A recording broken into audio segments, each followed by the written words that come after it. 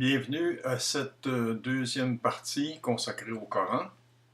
Cette partie sera entièrement vouée à l'étude du Coran lui-même comme texte, c'est-à-dire comment il a été conçu, comment est-ce qu'il a été transmis, comment est-ce qu'il a été reconnu, comment est-ce qu'il a été son héritage du pré-islamisme, héritage des Juifs, héritage des chrétiens, héritage des Grecs. Et alors, tout ce qui concerne le Coran, les abrogations et les falsifications, tout ce que vous voulez, on va passer à travers tout ça. Alors, la première question qu'il faut se poser, c'est une question essentielle.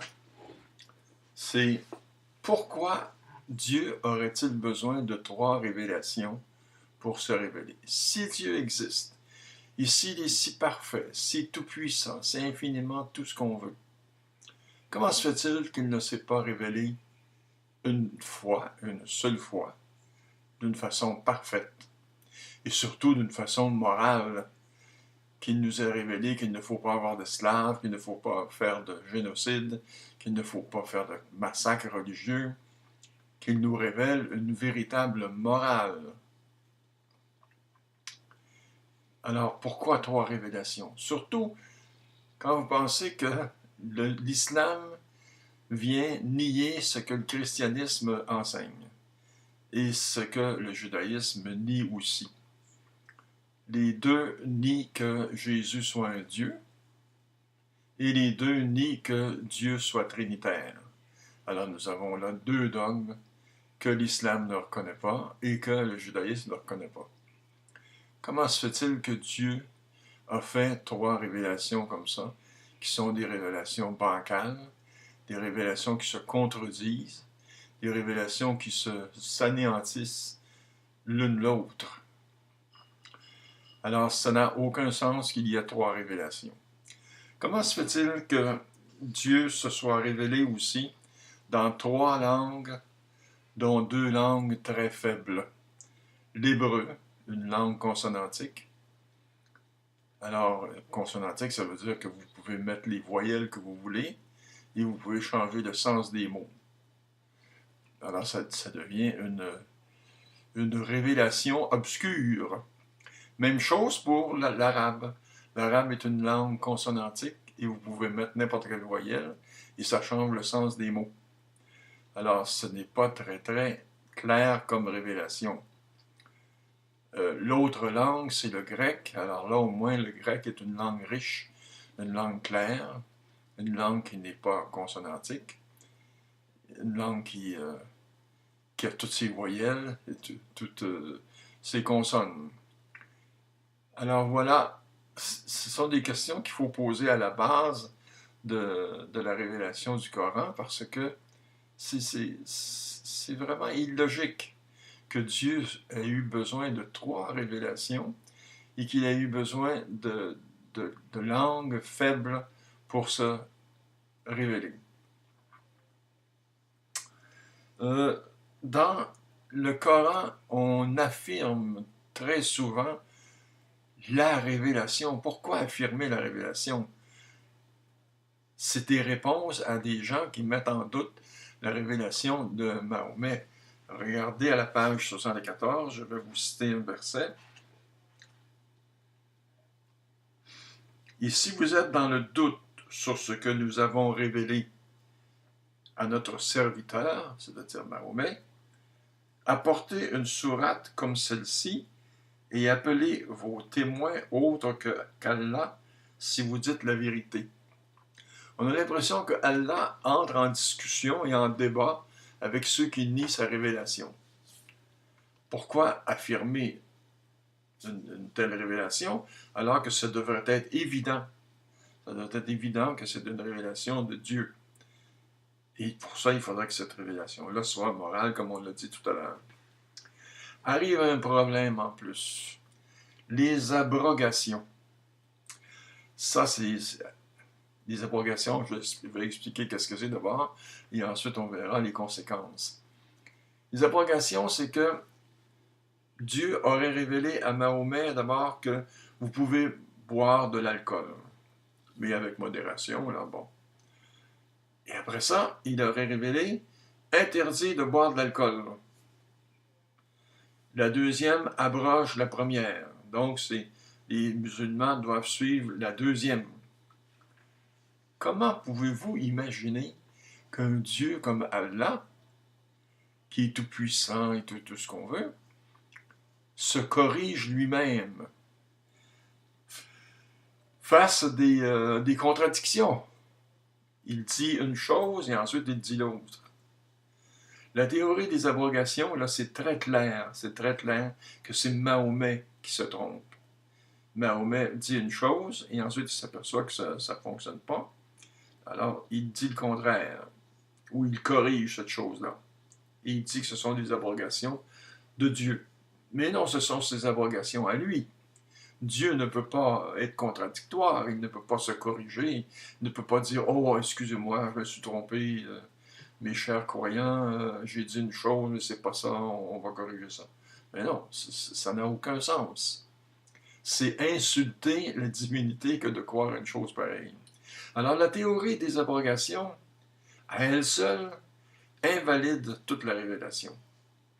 Ça se peut pas. Ça se peut pas qu'il y ait autant d'abrogations dans le Coran et que ce soit vraiment un Dieu qui se corrige, se révise comme un être humain. Les falsifications des Écritures. Alors ça, c'est incroyable. Entre les Juifs, les chrétiens et les musulmans, on s'est accusé continuellement d'avoir falsifié les Écritures. Alors là, encore une fois, comment pouvez-vous accepter qu'un Dieu infiniment parfait, infiniment juste, infiniment miséricordieux et tout, laisse les Juifs, les chrétiens ou les musulmans tripoter sa révélation?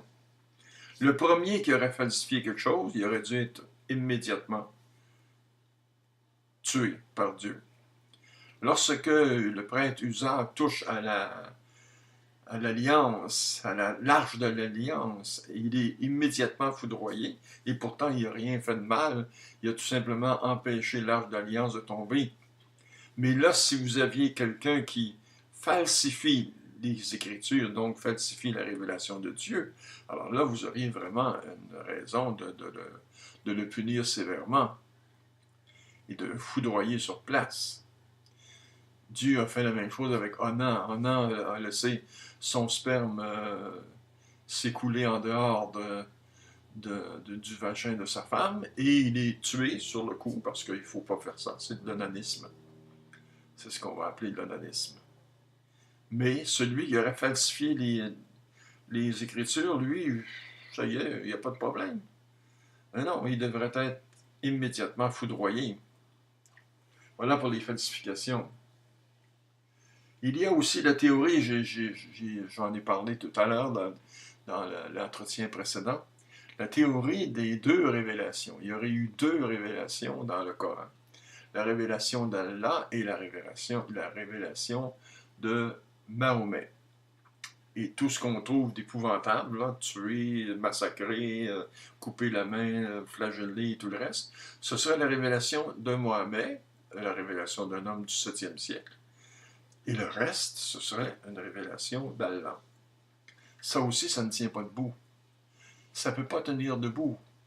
Parce que, premièrement, les musulmans eux-mêmes nous disent que le Coran a été écrit de toute éternité.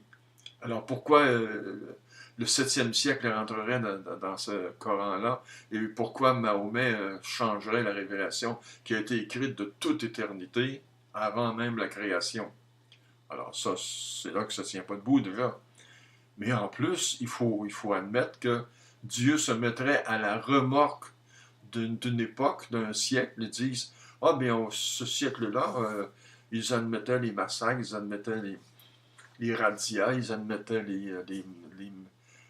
les décapitations et les flagellations et les mutilations et tout le reste. Donc, c'est ça qu'on va révéler. On va mettre ça dans la révélation. » Ça n'a aucun sens. Les musulmans qui pensent avoir trouvé un bon truc pour déculpabiliser le Coran se coulent encore plus. ils disent que le Coran est un livre humain et non pas un livre d'origine divine.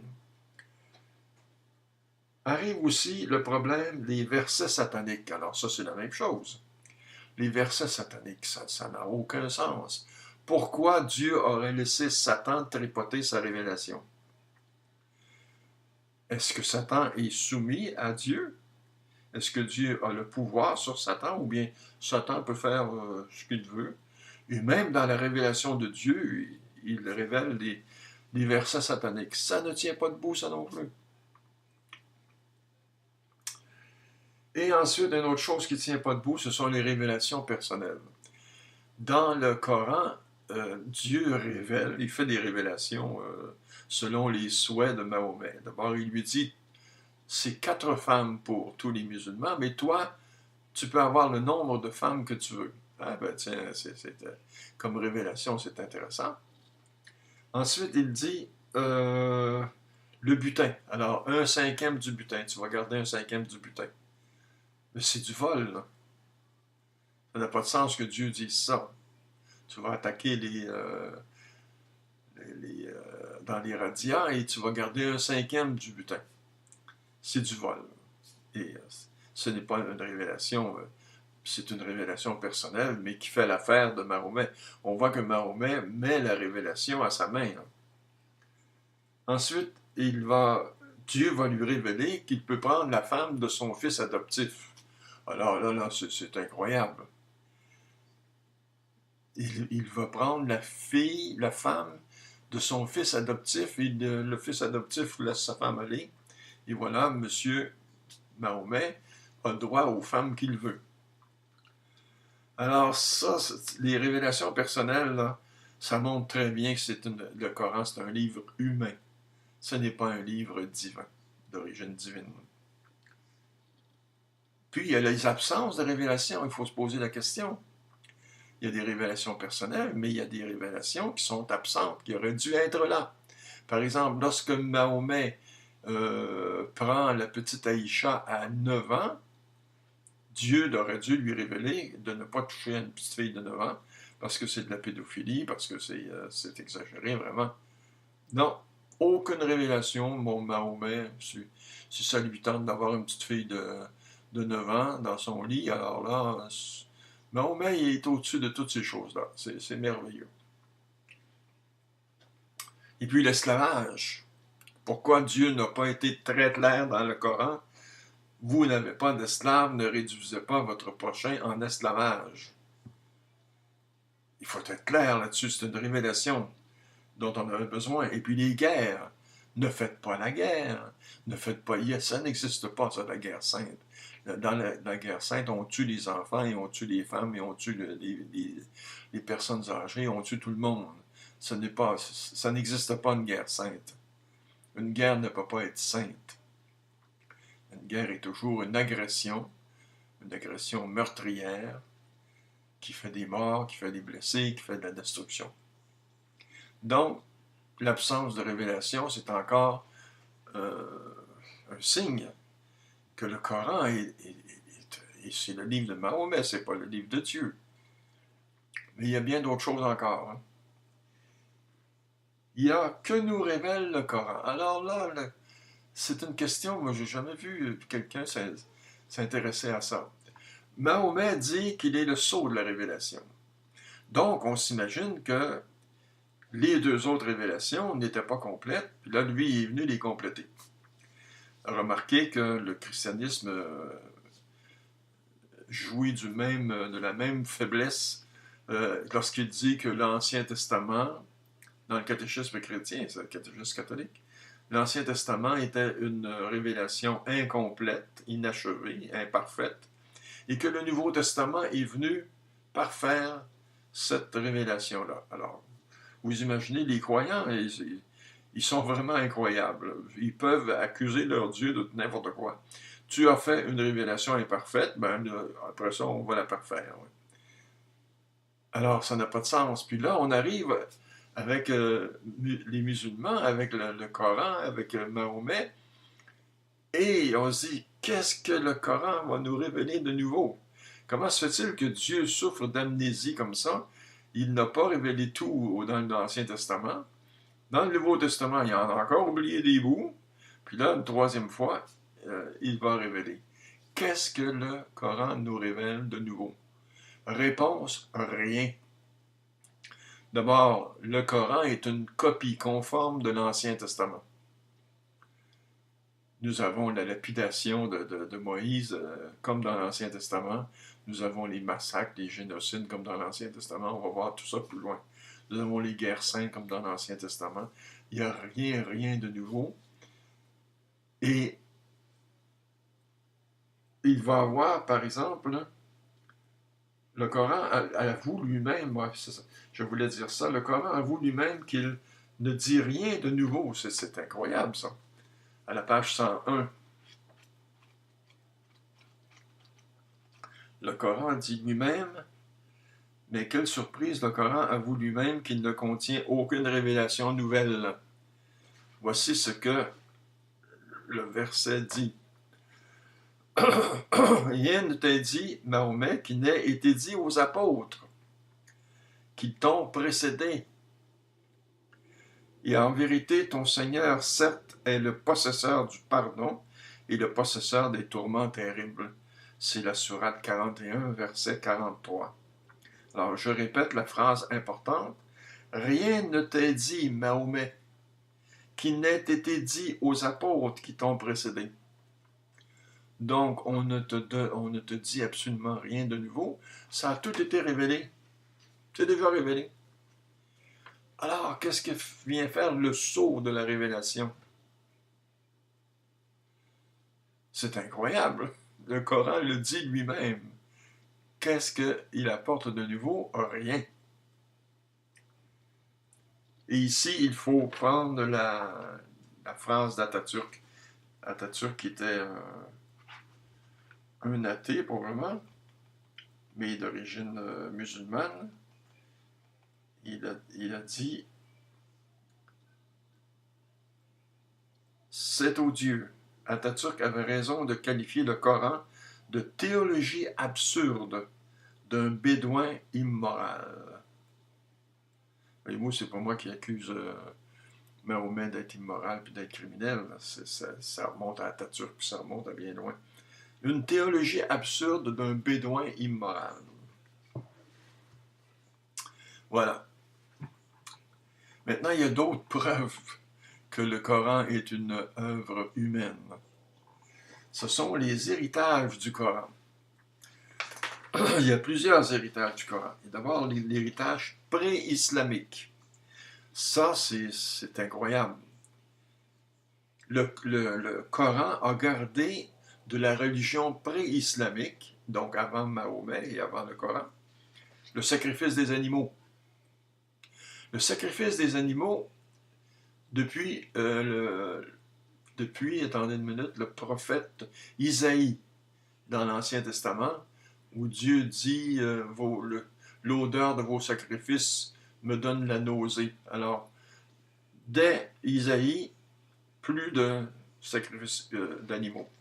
Et pourtant, il garde les sacrifices d'animaux de la religion pré-islamique. Alors Dieu a changé d'idée encore. Ensuite, on a la croyance aux djinns. Les djinns, ce sont des êtres un peu spéciaux. C'est pas des anges, c'est pas des humains, c'est un petit peu à moitié-moitié entre les humains et les anges. Et c'est une croyance qui vient de la religion pré-islamique. Pourquoi Allah, le vrai Dieu, qu'on prétend être le vrai Dieu, aurait gardé cette révélation-là, aurait gardé cette croyance-là dans sa révélation. La croyance au djinn. Et puis, il a gardé la pierre noire. La pierre noire, c'est une sorte d'idolâtrie, d'ailleurs. Alors, pourquoi Dieu aurait gardé la croyance en la pierre noire qui venait encore de la religion pré-islamique? Et puis, la prescription du pèlerinage, ça vient encore de la religion pré-islamique. Et la circoncision. La circoncision ne vient pas du judaïsme, parce que là, les musulmans seraient circoncis après 8 jours. ils sont circoncis autour de l'âge de 7 ans. Cette circoncision-là vient de la religion pré-islamique. Donc, l'héritage pré-islamique est très lourd dans le Coran. Et on ne sait pas qu'est-ce que ça fait là. En quoi Allah avait-il raison, avait-il des raisons de garder toutes ces croyances païennes, des croyances païennes? Ensuite, il y a l'héritage judaïque, l'héritage du judaïsme. Alors là, Dieu unique, donc c'est des monothéismes. Le Coran ne nous apprend rien, ne nous révèle rien de nouveau, c'est toujours le monothéisme, mais pas de trinité. Il croit aux anges aussi, alors c'est pas nouveau. Il croit aux démons, c'est pas nouveau non plus. Il croit à Satan, évidemment. Il croit aux patriarches et aux prophètes. Alors tout ça, on le sait déjà, on n'a pas besoin de Mahomet pour nous dire ça. On n'a pas besoin du Coran. L'héritage maintenant des Grecs. Alors là, il y a la notion d'âme et la notion de résurrection, qui est aussi dans l'Ancien Testament jusqu'à un certain point. Alors, il n'y a rien de nouveau non plus dans le Coran à ce point de vue-là. Pour le christianisme, ce sont surtout les chiites qui ont gardé la croyance en l'imam caché. L'imam caché, c'est un petit peu Jésus qui va revenir à la fin du monde ou qui va revenir à un moment donné, et puis c'est l'imam caché. Et puis, ils vont prendre les chiites, ce n'est pas les chiites, mais c'est les sunnites, qui prennent horreur des images. Ce sont des iconoclastes. Ils prennent ça des chrétiens nestoriens. Alors que s'ils avaient suivi les chrétiens d'Occident, ils auraient accepté les images. Et finalement, il y a aussi dans le Coran une veine anti-judaïste contre les Juifs. On se demande pourquoi il y a cet anti-judaïsme dans le Coran, parce que les Juifs font partie de la révélation. Il y a eu 3 révélations du livre. On appelle ça les révélations du livre. Alors, pourquoi être contre les Juifs? Alors, la première chose que Mahomet reproche aux Juifs, c'est qu'ils ne respectent pas leur alliance.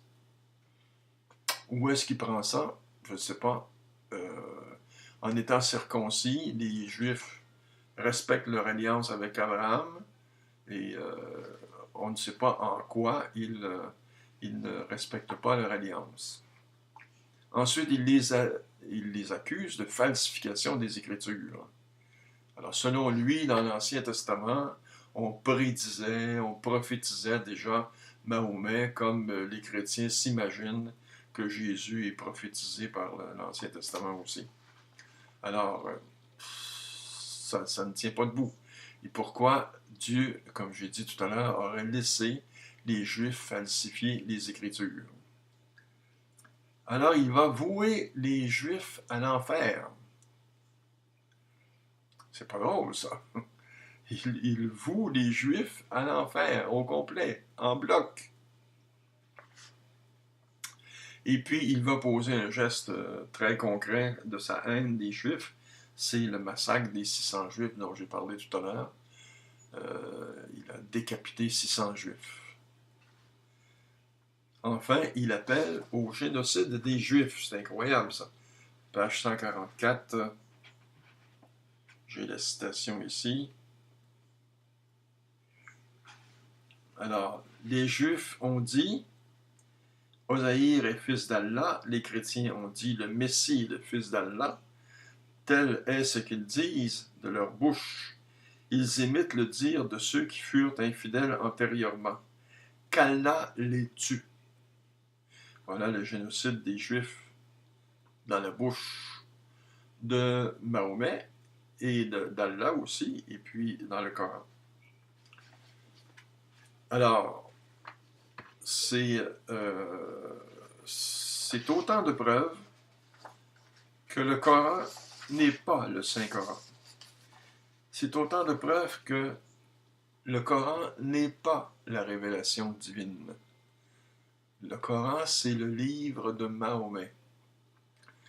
Et Mahomet a inventé ce truc-là, c'est-à-dire faire croire qu'il a eu une révélation, ou il en était peut-être même convaincu lui-même.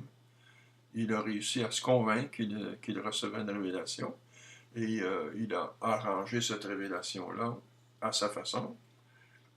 Et on a vu là les révélations personnelles, on a vu les abrogations et tout le reste. Ça montre très bien que le Coran n'est pas une parole divine, mais une parole humaine. Une parole tristement humaine. Alors, merci de votre attention et à la prochaine partie. Merci.